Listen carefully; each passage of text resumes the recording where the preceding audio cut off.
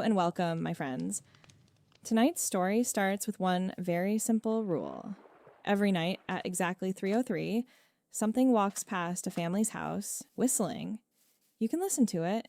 You can hear it getting closer, but whatever you do, you're never supposed to look outside. So get comfortable and let's find out what happens when someone finally breaks that rule. The story is from r/nosleep subreddit, and the title is Something Walks Whistling Past My House Every Night at 3:03. Every single night, no matter the weather, something walks down the narrator street while quietly whistling. And it always happens at exactly 3:03 in the morning. The sound begins faintly somewhere near the entrance to the neighborhood, then slowly gets louder as whatever is making it moves closer. Eventually, it passes directly in front of their house before disappearing again toward the cul-de-sac. The narrator and his younger sister, Nola, used to sneak into the kitchen at night just to listen. Their parents hated when they did that. Not enough to seriously punish them, but enough to remind them of what the family called the big rule. Never try to look at whatever is whistling. Yeah, I think that rule alone would be enough to keep me in bed. At the time of the story, the narrator is 13 years old. He's lived in this neighborhood since he was 6, and apart from the whistling, he actually loves it there. Small houses, nice yards, plenty of other kids around his age. It seems like the kind of place where everybody knows everybody. But there are two unusual things about living there. The first is obviously the thing that walks around whistling every night. The second is everybody who lives there seems to be incredibly lucky. Not huge lottery-winning kinds of luck, more like constant little things going right. Someone randomly gets promoted at work. Someone finds a valuable piece of jewelry buried in their yard. Gardens grow unusually well. The weather is nice. Crime is almost non-existent. The narrator's mom describes it as a million little blessings. And for his family, one of those blessings was much bigger than the others. His younger sister, Nola, had been born extremely sick. Her lungs were so underdeveloped that she couldn't even come home from the hospital at first. She was tiny, constantly surrounded by machines, and at one point needed help just to breathe. The family originally moved into this neighborhood because it was closer to the hospital. And almost immediately after they moved, Nola started getting better. Doctors couldn't really explain it. Whatever treatment they were giving her seemed to suddenly start working. And eventually, the little girl who once needed a machine to breathe grew into a completely healthy kid. Okay, so now I understand why you wouldn't exactly be rushing to move away from this place, even with the mysterious 3 a.m. whistler. Because the family eventually learned that all of that good luck came with one condition. You could hear the whistler, you could know it was there, but you could never look at it. People who tried apparently had their luck completely reversed. Accidents, ruined lives, deaths. Sometimes the person survived, but according to the neighbors, something inside them changed. They described it as the light going out of them. The narrator knows all of this because when his family first moved in, a neighborhood welcoming committee came to their house. They brought food, a little gift basket, and a manila folder filled with newspaper clippings. Then they asked to speak to his parents privately. Of course, the narrator secretly listened from nearby. The committee explained that every morning at exactly 3:03, the whistling begins. By around 3:05, it's gone.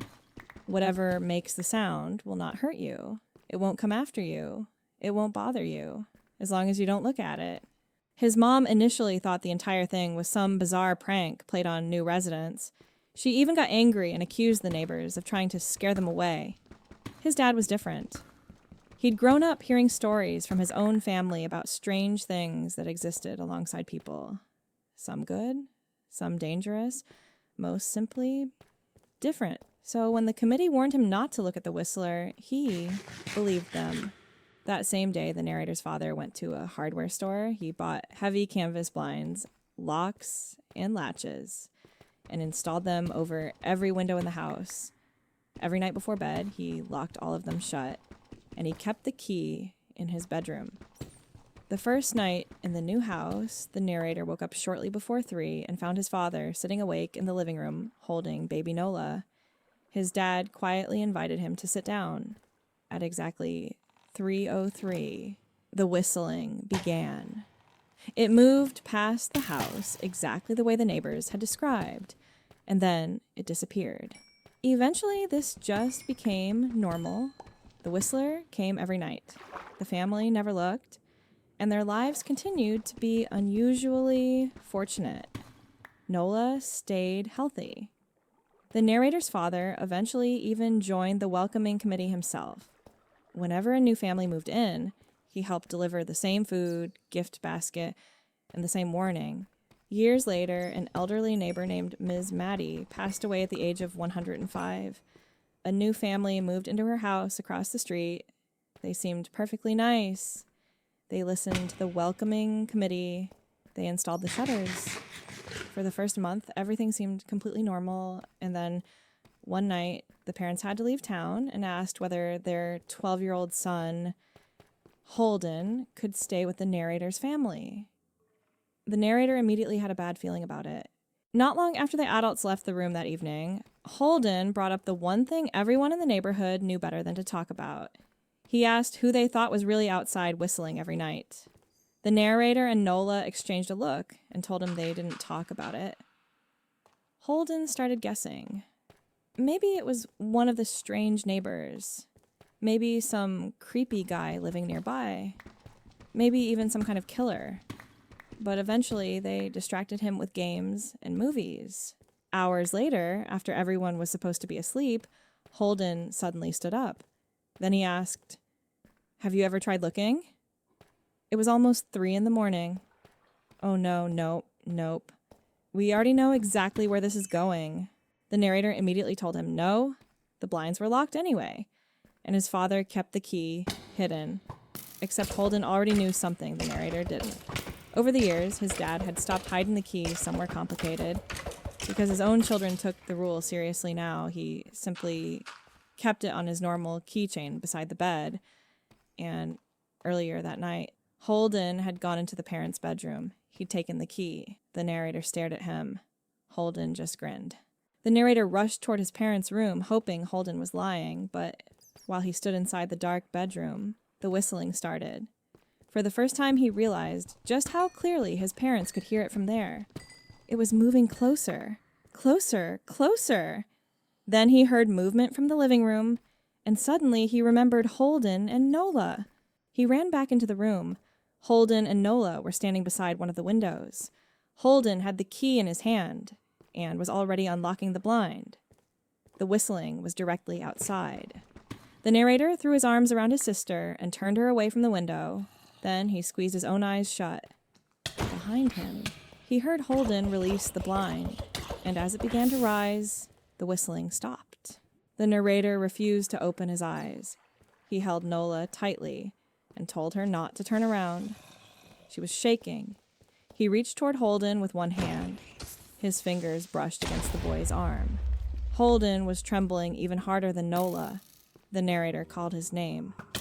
No answer. So, still keeping his eyes shut, he reached toward the window.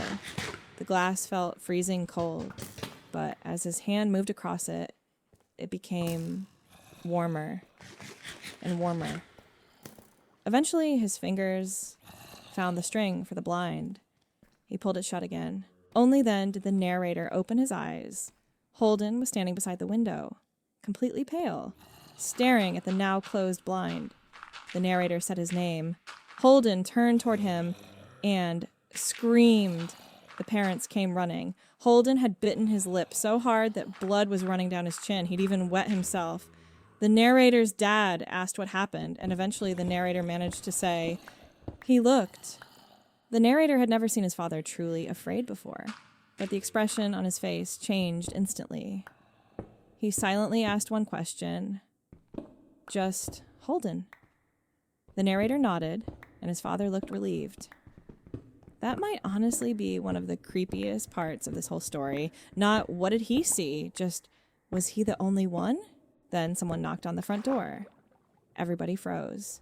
Holden started whimpering. His mom immediately said not to answer it. Even she wasn't skeptical anymore. The knocking came again. Louder, then louder still, hard enough to shake the door. The family gathered together while the narrator's parents grabbed baseball bats. The narrator's mom whispered for his father to call the police. The knocking immediately stopped, and then something spoke from the other side of the door. "Police!" The voice sounded exactly like his mother, not similar, exactly like her, like something had heard the words and was repeating them back. "Police! Call the police!" The family refused to call anyone. How could they know whether the people who arrived would actually be police, when whatever was outside could apparently imitate them? Then the knocking started again. Front door, back door, front again.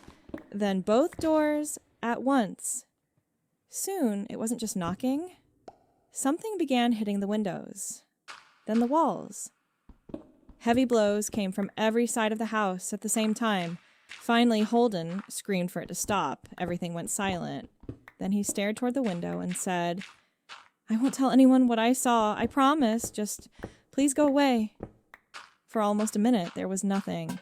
Then, tap, tap, tap. The sound came from the exact window Holden had looked through. Holden began crying. The narrator's father held him, but he didn't tell the boy that everything would be okay. Maybe because he didn't know if it would be. The tapping continued for the rest of the night. Whenever anyone tried moving to another room, the knocking followed them.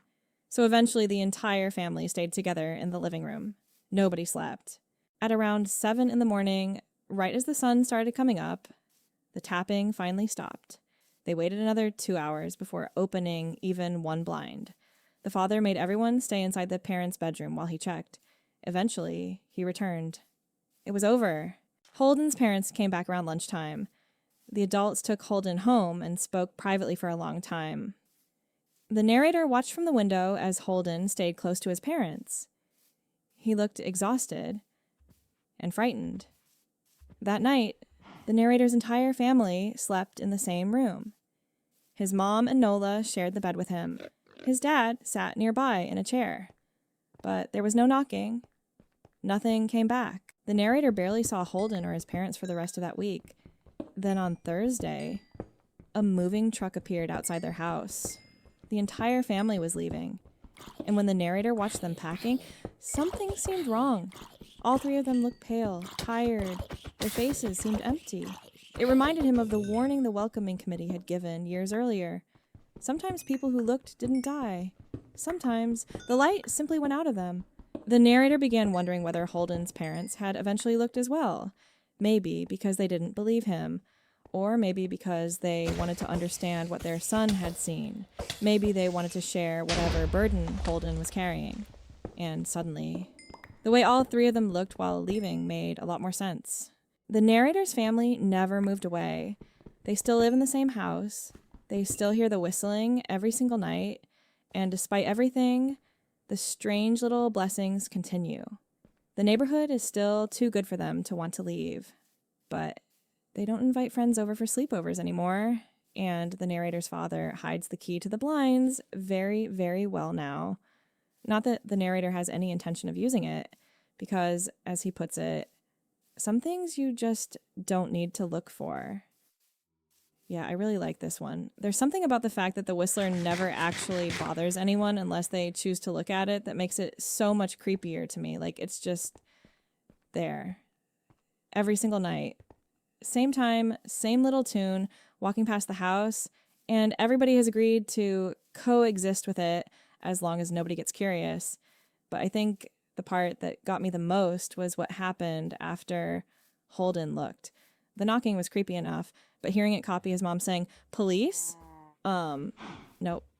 That would permanently ruin 3:03 in the morning for me. And I actually like that we never find out what Holden saw. I think showing us the creature would probably make it less scary. The fact that his reaction is basically the only description we ever get is enough. Also, staying in that neighborhood afterward is kind of insane. But considering their sister recovered there and their lives genuinely seem better because of whatever strange luck the place has, I sort of understand it. Just maybe throw away the key entirely at that point. I don't think anyone needs another Holden situation. But anyways, I really hope you enjoyed this little scary story episode and hanging out with me for a while.